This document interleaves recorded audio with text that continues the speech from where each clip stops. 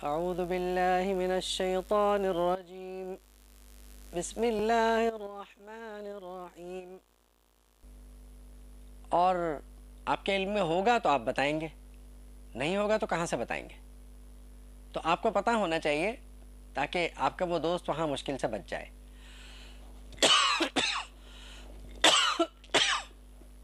اب اگر آپ سے کوئی مسئلہ پوچھا گیا تو یہ بھی ہو سکتا ہے کہ آپ یہ کہہ دیں کہ میں اول تو خیر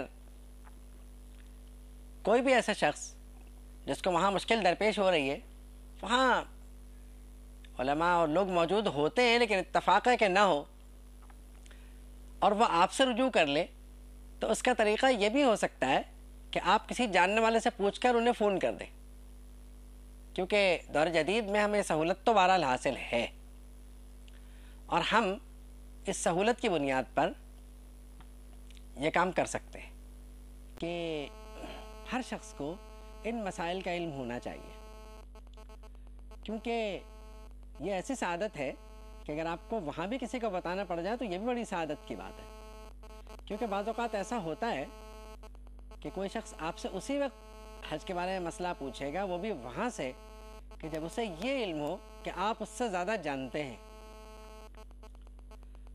اور ایسے وقت میں عرفات میں یا منی میں اگر آپ یہاں سے بیٹھے ہوئے کسی کی رہنمائی کر دیں تو یہ بھی بڑی خوش قسمتی کی بات ہے۔ تو تیاری جو ہے وہ اس لحاظ سے مکمل ہونی چاہیے کہ جب تک ہم پہ فرض ہے الحمدللہ ادا ہو جائے گا، اور اگر ہم پہ فرض نہیں ہے تو ہم کسی کی رہنمائی کر سکیں، یہ بھی بڑی بات ہے۔ اور حج کی فرضیت کے شرائط وغیرہ جو بھی ہیں یہ ظاہر بات ہے کہ مشہور ہیں، سب کے علم میں بھی ہیں، تو کم سے کم حج کے مسائل اور اس کے بعد زیارت النبی صلی اللہ تعالیٰ علیہ وسلم کے مسائل جو ہیں وہ سب کے علم میں ہونے چاہیے۔ اس کے لیے بہار شریعت کا مقررہ حصہ اور نور الایضاح جو ہے یہ بہت ہیں کتابیں، بنیادی ضرورت ان کتابوں سے پوری ہو جاتی ہے۔ نور الایضاح میں بھی حج تک کے مسائل آ جاتے ہیں، اور اس کے بعد رہی دعائیں وغیرہ جو حج کی یعنی حج میں پڑھی جانی چاہیے، مختلف مواقع پہ پڑھنی چاہیے، وہ احادیث کتابوں میں ہے یا ایسی کتابیں آپ لے لیں جن میں حج کی دعائیں آتی ہوں۔ تو ایسے صورت میں آپ ابھی سے یاد کرنا شروع کر دیں تو وہ یاد کرنے کا ثواب آپ کے نامہ عمل میں داخل ہوتا رہے گا، اور نامہ اعمال ان دعاؤں کے ورد کی وجہ سے اور مضبوط ہوتے رہیں گے۔ مطلب یہ کہ اگر اللہ تعالیٰ آپ کو موقع دے تو حج کو جاتے وقت آپ کو کسی کمی کا احساس نہیں ہونا چاہیے، کیونکہ اگر آپ کو کمی کا احساس رہا تو پھر بڑا مسئلہ ہوگا۔ وہاں جانے کے بعد مختلف مواقع پر دل چاہتا ہے کہ مختلف دعائیں پڑھیں، بعض اوقات آپ کتاب کھول سکتے ہیں وہاں پر، بعض اوقات نہیں کھول سکتے۔ اب اگر ایسے میں آپ کو زبانی حفظ ہوں وہ دعائیں تو بہت آسان ہے، اور اگر آپ کو زبانی حفظ نہیں ہے تو پھر ذرا مسئلہ ہے۔ پھر یہ کہ آپ کسی بہترین عالم دین سے ان دعاؤں کو پڑھنا بھی سیکھ لیں، تاکہ اگر زبر زیر پیش کی غلطی ہونا بھی ہے تو وہ نہ ہو، کیونکہ ہمارے پڑھنے میں عام طور پہ رہ جاتی ہے۔ ہمارے پڑھنے سے یعنی جب ہم ان دعاؤں کو پڑھیں تو ہم سے ان غلطیوں کو سرزد نہیں ہونا چاہیے۔ غلطیاں تو وہ نادانستہ ہیں، لیکن دور کرنے کی کوشش کی جائے، پھر وہ غلطیاں یعنی خدا نخواستہ ہوں تو وہ تو چلیے ایک الگ مسئلہ ہے۔ اگر کوئی توتلا ہے یا ہکلاتا ہے تو اس کو بھی چاہیے کہ وہ یاد کر لے، کیونکہ ان دعاؤں کے ورد کا ثواب اسے مل جائے گا، کیونکہ یہ جو عذر ہے یہ ایسے کوئی خاص بات نہیں ہے، بلکہ جو ہکلاتا ہے اس کو تو شاید دوہرا اجر مل جائے گا، کیونکہ وہ تو ایک دعا کو 2 مرتبہ پڑھے گا نا، تو اس کو دوہرا اجر مل جائے گا۔ تو وہ یہ نہ سمجھے کہ میں توتلا ہوں تو دعائیں کیسے یاد کروں گا، یا میری زبان ٹھیک نہیں ہے، چلتی نہیں ہے تو میں کیسے یاد کروں گا، یاد کر لے اور جس طرح سے پڑھ سکتا ہے پڑھ لے. اور ظاہر بات ہے کہ اللہ رب العالمین یہ سعادت ہمیں آپ کو سب کو نصیب فرمائے.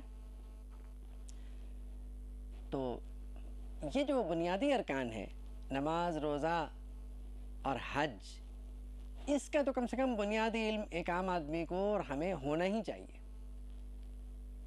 زکوٰۃ کا بھی چلیے کم سے کم اس کی فرضیت کا علم ہونا چاہیے تاکہ خدا نہ خواستہ انکار کی گنجائش نہ بچے.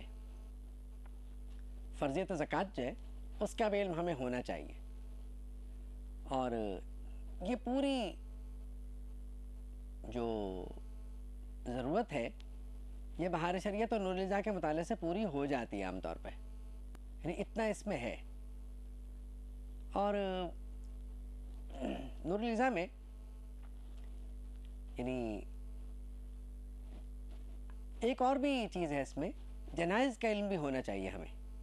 عام طور پر یہ ہوتا ہے کہ جنازے وغیرہ کا ہمیں اتنا پتہ نہیں ہوتا، پھر ہم دیکھتے ہیں کہ اچھا اب کیا کریں، جنازہ میں دعا کون سی پڑھیں. تو یہ سب چیزیں یاد ہونی چاہیے. یہ اتنا بڑا مسئلہ نہیں ہے مردوں کے لیے، یعنی جنازے کی نماز تک کا علم ضروری ہے. خواتین کو بھی بہرحال جنازے کے مسائل کا پتہ ہونا ضروری ہے، کیونکہ نماز تو وہ نہیں پڑھیں گی، میت کے ساتھ جا بھی نہیں سکتی. لیکن اگر خدا نہ خواستہ گھر پہ کوئی ایسا مسئلہ ہو اور لوگوں کو نہ معلوم ہو تو بتا ضرور سکتی ہیں وہ. تو اتنا علم جو ہے وہ ضرور اتنا علم ہونا چاہیے. یہ ضرورت کے مطابق ہے معاملہ. اور اس کے بعد اور بھی بہرحال، لیکن جو بنیادی ضرورت ہے جس کو ضروریات کہتے ہیں ہم، اس کا علم ہم سب کو ہونا ہی چاہیے. اور اس میں یعنی اگر بہت بھی دل سے کوشش کی جائے تو میرے خیال ہے سال بھر میں اتنی بات ہو جاتی ہے. باقی تو مختلف مواقع کی دعائیں وغیرہ رہ جاتی ہیں، وہ اگر آپ بہار شریعت دیکھیں تو بہت سارے دعائیں اس میں مل جاتی ہیں آپ کو. اگر یہ علوم سکھانے کے لیے کوئی استاد ہو اور وہ بتاتے رہے یہ ساری باتیں اور پھر بہار شریعت کا مطالعہ بھی رہے تو بات بہت آسان ہو جاتی ہے. بات یہ ہے اللہ رب العالمین نے ارشاد فرمایا کہ الحج اشہر معلومات، اس پر ہم گفتگو کر چکے کافی سے زیادہ. فمن فرض فیہن الحج، تو جو ان مہینوں میں حج کا ارادہ کر لے، جس پر ان مہینوں میں حج فرض ہو جائے یا جو خود پر حج فرض کر لے، فلا رفث، تو وہ بیہودہ اور فحش باتیں نہ کرے، ولا فسوق، گناہوں کے کام نہ کرے، ولا جدال فی الحج، اور حج میں جھگڑوں سے گریز کرے کیونکہ اس سے مصیبت میں آنے کا خطرہ ہے. دیکھیے ایک بات تو طے کہ سنا یہی گیا ہے کہ حج میں جانے کے بعد بھی